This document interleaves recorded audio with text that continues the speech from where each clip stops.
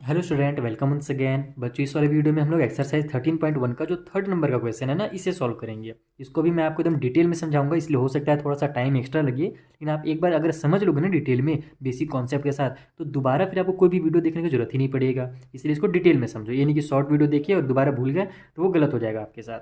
तो ये स्टार्ट करते हैं और क्वेश्चन नंबर 3 को समझते हैं। The floor of a rectangular hall is a perimeter of 250 metre. यानी कि एक हॉल है, उसका जो फ्लोर है उसका पेरीमीटर हमको दिया हुआ है। ठीक है, रेक्टेंगल के शेप में है उसका फ्लोर, तो पेरीमीटर हमारे पास 250 मीटर हो जाएगा। मतलब दिया हुआ है इतना पेरीमीटर हमको। आगे देखो क्या बोला जा रहा है। If the cost of painting the four wall at the rate of 10 रुपी पर मीटर का स्क्वायर इज 15,000 रुपी, तो find the height of the wall. यानी कि उस हॉल में जब हम लोग फोर वॉल को पेंट करवाते हैं, फोर वॉल का जो मतलब है ना, ये समझो। फोर वॉल को ही लेटरल सरफेस एरिया के नाम से भी आपने क्लास 8 में पढ़ रखा है।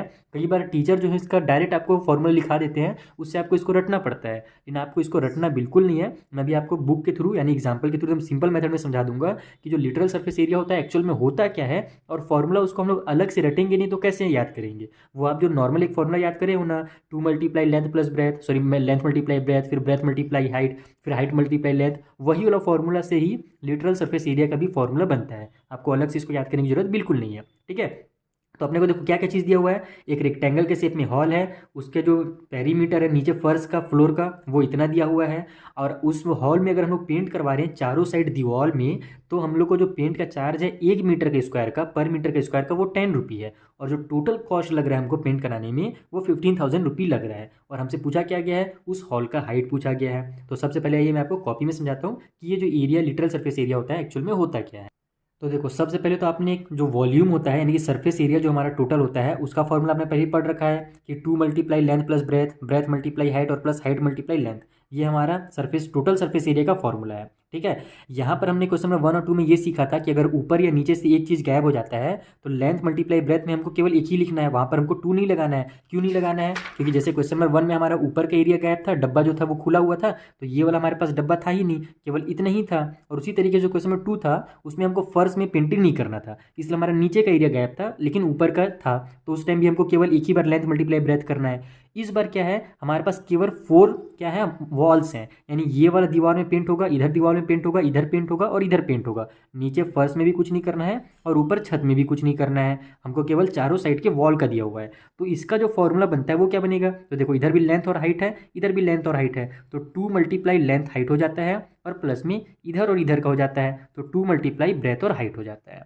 ठीक है, अब यहाँ पर हमारे पास इसको हम लोग शॉर्टकट में इस तरीके से भी लिखते हैं। देखो यहाँ पर हमारे पास हाइट दोनों में कॉमन मिल रहा है, तो यहाँ पर 2 भी कॉमन मिल रहा है, तो 2h ब्रैकेट में लेंथ प्लस ब्रेथ, ऐसे भी इसका फॉर्मूला बना लिया जाता है। या फिर h को बाहर कर देते हैं, 2 ब्रैकेट में लेंथ प्लस ब्रेथ, इस टाइप से लिख देते हैं इसको। देखो 2 ब्रैकेट में लेंथ प्लस ब्रेथ और इधर हाइट कर देते हैं। तो ये सब फॉर्मूला आपको रटना नहीं है, आपने जो फॉर्मूला पहले पढ़ रखा है ना, बस वही वाला फॉर्मूला हमारा जो बी और एल यानी कि ब्रेथ और जो लेंथ था उसी में से ये वाला हमारा फॉर्मूला बनता है। बस ये चीज़ गायब हो जाता है, क्योंकि ये कब आता है, जब हमारे पास ऊपर का भी एरिया हो और नीचे का भी एरिया हो, जिसको हम लोग टोटल सरफेस एरिया बोलते हैं। अगर यही नहीं है तो केवल ये चारों साइड का हमको निकालना है एरिया, तो उस कंडीशन में केवल ये बच जाएगा, और यही हमारा फॉर्मूला पहले से बना हुआ है। इसको बस वहाँ से आपको क्या करना है, गायब कर देना है। तो अलग से नहीं रटने का, यहीं पर आपका फॉर्मूला में जो पहले आपने पढ़ा है उसी फॉर्मूला में आपको लिटरल सरफेस एरिया यानी कि 4 वॉल का एरिया मिल जाएगा। अब चलिए इसको कॉपी में कैसे सॉल्व करना है वो मैं आपको बता देता हूँ जल्दी से। तो देखो सबसे पहले आप यहीं से स्टार्ट करोगे कि जो एरिया होता है 4 वॉल का वो 2 लेंथ मल्टीप्लाई हाइट और प्लस में 2 ब्रेथ मल्टीप्लाई हाइट होता है। अब यहाँ पर से हम लोग क्या करेंगे कि हमारे फॉर्मूला को थोड़ा सा कस्टमाइज करेंगे। जैसे मैंने आपको वहाँ पर बताया था ना कि इसी फॉर्मूला को हम लोग 2-3 तरीके से लिख सकते हैं, तो यहाँ पर हम लोग इस तरीके से लिखेंगे। देखो 2 × लेंथ प्लस में ब्रेथ कर देंगे यहाँ पर, सॉरी ये लेंथ प्लस में ब्रेथ हो जाएगा, और ये जो हाइट दोनों है उसको हम लोग बाहर में कॉमन लेंगे। अब आप लोगों के साथ ऐसा हम लोग क्यों कर रहे हैं, तो देखो इसका फायदा ये होगा ना कि हमको जो क्वेश्चन में दिया हुआ है वो पेरीमीटर दिया हुआ है, उस रूम का पेरीमीटर दिया हुआ है, और पेरीमीटर यही तो होता है फॉर्मूला 2 × लेंथ प्लस ब्रेथ। इस हाइट को अगर आप गायब कर दोगे तो इतना जो फॉर्मूला है वो पेरीमीटर का है। तो यहाँ पर आप लिखोगे कि पेरीमीटर ऑफ फ्लोर, जो चीज़ हमको दिया हुआ है वो लिख लो जल्दी से। तो फ्लोर का जो पेरीमीटर है वो कितना दिया हुआ है अपने को, वो दिया हुआ था 250 मीटर का स्क्वायर, और फ्लोर का पेरीमीटर का जो फॉर्मूला होता है वो यही होता है, यानी कि 2 × लेंथ प्लस ब्रेथ हम लोग करते हैं तब हमको पेरीमीटर निकलता है, और इतने ही का वैल्यू हमको 250 मीटर दिया हुआ है। पेरीमीटर हमेशा मीटर में रहेगा, ये ध्यान रखना। ठीक है, क्योंकि उसमें हमारा स्क्वायर यूनिट नहीं होता, जैसे एरिया हो गया उसमें होता है, पेरीमीटर में कभी नहीं होता। चाहे आप उसमें सर्कल का निकाल लो या फिर किसी भी चीज़ का पेरीमीटर निकालोगे तो वहाँ पर आपका सिंपल यूनिट में आएगा। ठीक। तो अब हम लोग क्या करेंगे, इस वाले इक्वेशन में यहाँ पर जो हमको इक्वेशन मिला हुआ था इसमें हम लोग एरिया निकाल लेंगे। फिर से आप लिखो यहाँ पर एरिया ऑफ 4 वॉल, शॉर्टकट में मैं 4 को ऐसे ही लिख देता हूँ, ठीक है। तो 4 वॉल का एरिया कितना हो जाएगा, तो यहाँ पर इसके बदले में हम लोग क्या लिख सकते हैं, 250 लिख सकते हैं, जो कि हमको क्वेश्चन में दिया हुआ है। तो यहाँ पर आप लिख दो 250, ठीक है। ये हमारा हाइट हो जाएगा, और यहाँ पर देखो ये भी मीटर में है और हाइट भी हमारा मीटर में ही है, क्योंकि वो जो पूरा रूम है, पूरा हॉल जो है वो मीटर में हमारे पास है। तो मीटर और मीटर मिल करके मीटर का स्क्वायर बना लेंगे। अब हमको क्या बोला गया था क्वेश्चन में कि जो कॉस्ट है पेंटिंग का वो कितना है हमारे पास, तो 10 रुपी पर मीटर के स्क्वायर है। तो यहाँ पर आप लिखोगे कॉस्ट ऑफ पेंटिंग, ठीक है।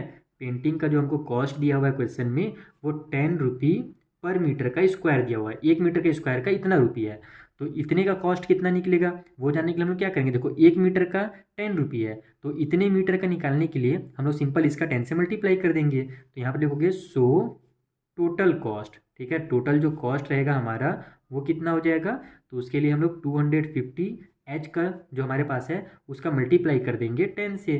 तो ये हमारा टोटल कॉस्ट हो जाएगा, यहाँ पर केवल जीरो बढ़ जाएगा, तो 2500 एच हमारा हो जाएगा कॉस्ट। ये अभी हमारा कॉस्ट निकल रहा है इसलिए अब रुपी में लिखाएगा, ये ध्यान रखना, ठीक है। तो ये हमने क्या किया कि उस 4 वॉल का कॉस्ट निकाल लिया इक्वेशन के फॉर्म में, और यहाँ पर हमारे पास हाइट है। तो इससे फ़ायदा क्या हुआ पता है आपको, क्योंकि हमको क्वेश्चन में क्या दिया हुआ है, अकॉर्डिंग टू क्वेश्चन हमको वहाँ पर दिया हुआ है कि जो कॉस्ट है ना पेंटिंग करने का वो 15,000 रुपी है। तो यहाँ पर लिखेंगे बट अकॉर्डिंग टू क्वेश्चन, ठीक है, जो टोटल कॉस्ट है हमारे पास वो कितना है, तो वो हमारे पास रुपी 15,000 है।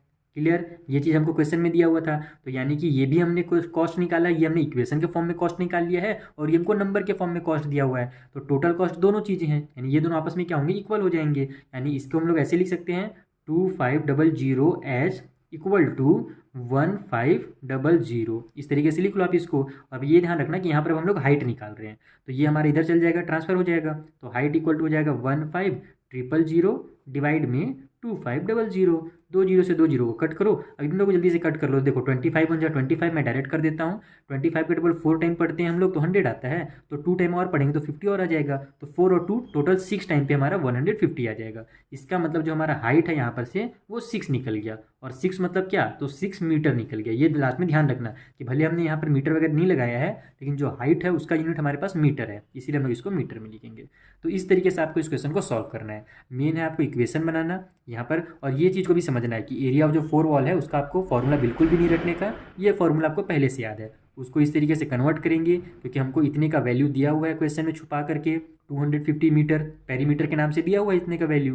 तो बस इसके जगह में हम लोग 250 मीटर कर देंगे, एच का एच उतर जाएगा। अब यहाँ से हम लोग पेंटिंग का जो कॉस्ट है उसको इक्वेशन के फॉर्म में निकाल लेंगे। तो जब इक्वेशन बन जाएगा एच के साथ, तो हमको टोटल कॉस्ट दिया ही हुआ है, दोनों आपस में इक्वल हो जाएगा, तो एच का वैल्यू आसानी से हमको मिल जाएगा 6 मीटर। ये हो गया हमारा क्वेश्चन नंबर 3 भी कंप्लीटली सॉल्व। आई होप आपको ये भी अच्छे से समझ में आ गया होगा। मिलते हैं अब हम लोग नेक्स्ट वाले वीडियो में, जहाँ पर आगे क्वेश्चंस को भी मैं आपको इसी तरीके से एकदम सिंपल मेथड में समझा दूंगा। Thank you for watching.